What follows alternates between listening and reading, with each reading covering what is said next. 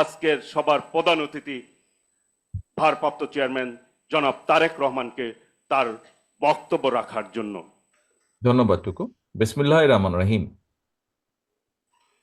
আজকের এই মেম্বারশিপ নবায়ন অনুষ্ঠানের সম্মানিত সভাপতি জনাব মির্জা ফখরুল ইসলাম আলমগীর, মঞ্চে উপস্থিত স্থায়ী কমিটির সম্মানিত সদস্যবৃন্দ, উপস্থিত নেতৃবৃন্দ এবং আমার সামনে উপস্থিত প্রিয় নেতৃবৃন্দ, আসসালামু আলাইকুম।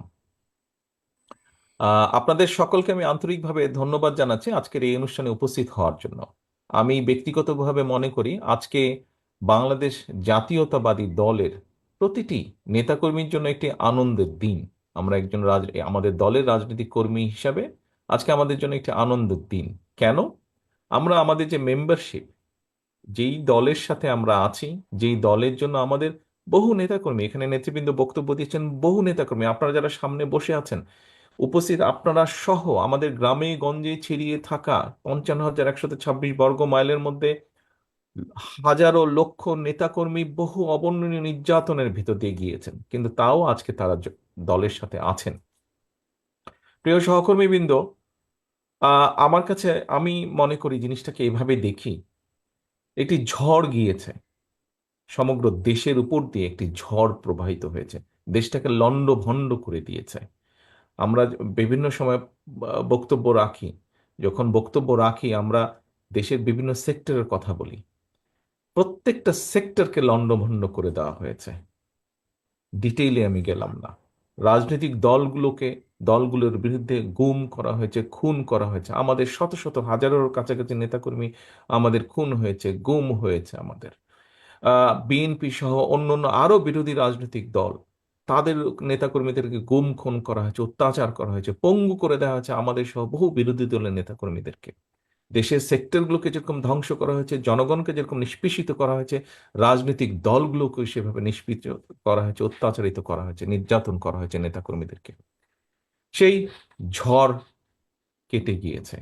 ঝড় কেটে যাবার পরে যখন ঝড় হয়, প্রাকৃতিকগতভাবেও যখন ঝড় হয়, ঝড়ে চলে যাওয়ার পরে লন্ড ভন্ড শস্য খেতেই হোক, ঘর বাড়ি হোক, মানুষ আবার সেটিকে পুনর্গঠন করে। প্রিয় সহকর্মীবৃন্দ, আমরা এই ঝড়ে আমাদের বহু সহকর্মীকে হারিয়েছি রাজনৈতিকভাবে, অনেকজনকে হারিয়েছি প্রাকৃতিকগত কারণভাবে, অনেকজন বিভিন্ন কারণে হয়তো সরে গিয়েছে রাজনীতি থেকে। আমরা সেই জন্য দলকে আবার পুনর্গঠিত করব। এখানে নজরুল ইসলাম খান সাহেব খুব সুন্দর একটি কথা বলেছেন, যেই মানুষগুলো এত ঝড়ের পরেও দলটিকে ধরে রেখেছে, যেই মানুষগুলো দলকে নিয়ে গিয়েছে সাধারণ মানুষের কাছে, যেই নেতাকর্মীগুলো, যেই কর্মীগুলো নিয়ে গেছেন মানুষের কাছে, মানুষের মধ্যে ধরে রেখেছে দলগুলোকে, যেই মানুষগুলোর কারণে আজ আমরা আমাদের অবস্থান থেকে আমাদের কথাগুলো বলতে পারছি, সেই মানুষগুলোকে আবার আমরা একত্রিত করতে চাই, ঐক্যবদ্ধ করতে চাই। এবং সেই জন্যই আজকে আমাদের এই নবায়ন, মেম্বারশিপ নবায়ন করার, সদস্যপদ নবায়নের আজকের এই আনুষ্ঠানিকতা। কেন আমরা নতুন সদস্যপদ গ্রহণ করতে চাইছি না, আমি সে প্রসঙ্গে যাচ্ছি না। নেতৃবৃন্দ, স্টেজে উপস্থিত নেতৃবৃন্দ, ওনারা সুন্দরভাবে খুব সুন্দরভাবে বলেছেন এবং এর বিষয়টি আপনারাও জানেন। আমাদের এই প্রোগ্রামটি যেমন বিএনপির প্রতিটি নেতাকর্মীর জন্য একটি অত্যন্ত আনন্দের দিন। আমি যখন সই করছিলাম, মঞ্চে উপস্থিত নেতৃবৃন্দ যখন সই করছিলাম, খেয়াল করে দেখবেন আপনারা, ভিডিও করাই আছে, একটু রিওয়াইন্ড করলে দেখবেন প্রত্যেকটি মানুষ কিন্তু হাস্য উজ্জ্বল ছিলেন। অর্থাৎ যেই প্রতিষ্ঠানটির সাথে আমরা এত কিছুর পরেও আছি, সেই প্রতিষ্ঠানটিতে যখন আমরা আবার নবায়ন করছি, এটি একটি আনন্দের বিষয় এবং এই আনন্দ আমরা সমগ্র বাংলাদেশে বিএনপির লক্ষ কোটি নেতাকর্মীর মধ্যে ছড়িয়ে দিতে চাই। আমি দৃঢ়ভাবে, এই যে ঝড়ের কথা বললাম সহকর্মীবৃন্দ, ঝড়ের পরে আমরা দলকে পুনর্গঠন করছি। আমরা দৃঢ়ভাবে বিশ্বাস করতে চাই, আমরা দৃঢ়ভাবে বিশ্বাস করতে চাই আমরা ইনশাল্লাহ জনগণের সমর্থন আমরা পাব। জনগণের সমর্থন পাবার পরে আমাদের দেশকেও পুনর্গঠন করতে হবে। দলকে যদি আমরা সঠিকভাবে পুনর্গঠন করতে না পারি, আমরা দেশকে পুনর্গঠন করতে পারবো না। দেশকে পুনর্গঠন করার জন্য, রাষ্ট্রকে মেরামত করার জন্য আমরা কিন্তু ৩১ দফা দেশের সামনে, দেশের মানুষের সামনে উপস্থাপন করেছি। আমরা সেটিকে যদি বাস্তবায়ন করতে হয়, অবশ্যই আমাদের দলকে ঐক্যবদ্ধ, দলকে পুনর্গঠিত করতে হবে। যারা মেধাবী মানুষ সেই মানুষগুলোকে আমাদের সামনে নিয়ে আসতে হবে। যারা পরিশ্রমী, যাদের মধ্যে সততা আদর্শ আছে, এরকম মানুষগুলোকে আমাদের আরো ঐক্যবদ্ধ করতে হবে, আরো তাদেরকে কাছে নিয়ে আসতে হবে, দলের কাছে নিয়ে আসতে হবে, দলের সাথে আরো সম্পৃক্ত করতে হবে। নজরুল ইসলাম খান সাহেব একটি কথা বলেছেন যে সমর্থক থেকে কর্মী, শুভাকাঙ্ক্ষী থেকে সমর্থক, সমর্থক থেকে কর্মী, কর্মী থেকে নেতা বানাতে হবে। আমাদের ভালো মানুষ দরকার, এফেক্টিভ মানুষ দরকার, প্রোডাক্টিভ মানুষ আমাদের আগামী দিনে দরকার। কারণ এই রাষ্ট্রটিকে পালিয়ে যাওয়া স্বৈরাচার অনেক পিছনে নিয়ে গেছে, ধ্বংস করে দিয়েছে বিভিন্ন জায়গাগুলো। কাজেই আমাদেরকে যদি পুনর্গঠিত করতে হয়, আমাদের সেইরকম মানুষ দরকার, সেই রকম মানুষগুলোকে আমাদের বের করে নিয়ে আসতে হবে।